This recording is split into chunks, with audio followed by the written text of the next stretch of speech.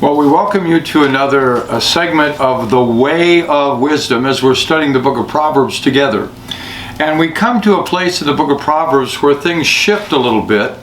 We've seen in the early chapters, the first 9 chapters, long discourses about different subjects.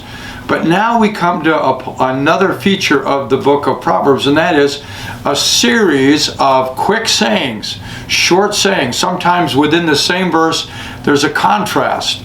So it's not a whole chapter of one unit of thought, but it's a collection of statements that are just packed with wisdom, but oftentimes in the form of a contrast.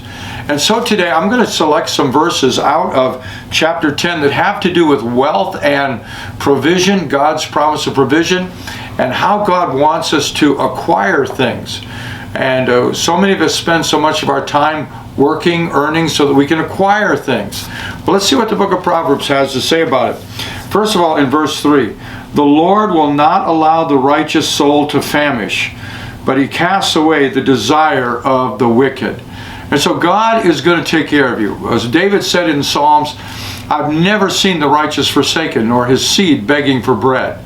And here we see God saying, the Lord will not allow the righteous soul to famish. So we start by saying, God is my provider. God will take care of me. That's not to say he doesn't expect us to work, because look at these next few verses. He who has a slack hand becomes poor, but the hand of the diligent makes rich. He who gathers in summer is a wise son. He who sleeps in harvest is a son who causes shame.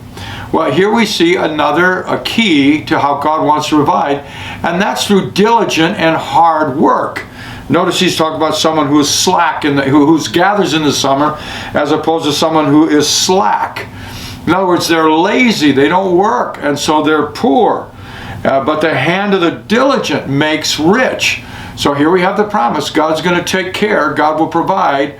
He will not allow your soul to famish, but he does expect you to work, and to work hard. Whoever gathers in summer is a wise son. He who sleeps in the harvest is a son who causes shame. Well, there's a time to harvest. When it's time to gather, it's time to work hard. And there's a time to work hard. And so how does God want to prosper you? First of all, he wants you to have the faith that he will provide for you. He will not allow you to famish. But secondly, he does expect us to be diligent workers.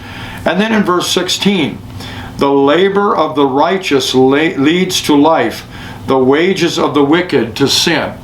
So there's a lot going on in that verse, righteous and wickedness. But notice the labor of the righteous leads to life. So there again, work. God expects you to work. But kind of the capstone in this chapter of God's provision is in verse 22. The blessing of the Lord makes one rich, and he adds no sorrow with it. In other words, when you're working, do that which can receive God's blessing. Seek God's blessing. Don't compromise. Don't cut corners. Don't do things that you know God cannot bless.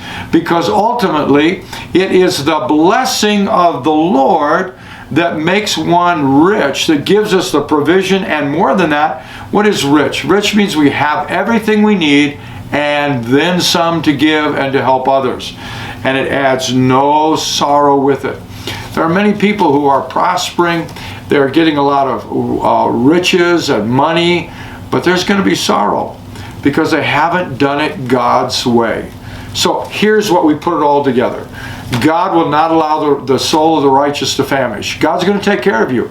God says, you'll never see the righteous forsaken or his seed begging for bread. But he does expect you to work hard. And there are seasons to work hard. There are some seasons where we don't work as hard. But notice he uses the idea of harvest and seasons. He who gathers in summers is a wise son. He who sleeps in harvest is a son who causes shame. If you're sleeping when you should be harvesting, that's going to cause shame. But we see the promise of God. The labor of the righteous leads to life. And finally, we see verse 22, the blessing of the Lord makes one rich, and he adds no sorrow to it. So today, will you commit yourself to being a good worker for the Lord? saying, Lord, I believe you're going to take care of my every need, and you'll even give me more than what I need. So teach me to be in season. Teach me to be diligent in my work. Teach me to be trusting in you and doing things that will bring your blessing, because it's the blessing of the Lord that makes one rich and adds no sorrow with it. Well, may God bless you today as you go about your daily activities, making money, running a business, doing what you do to work and receive pay so that we can have our needs met. It's the blessing of God, and the blessing of God adds no sorrow with it. God bless you today as you walk on the way of wisdom.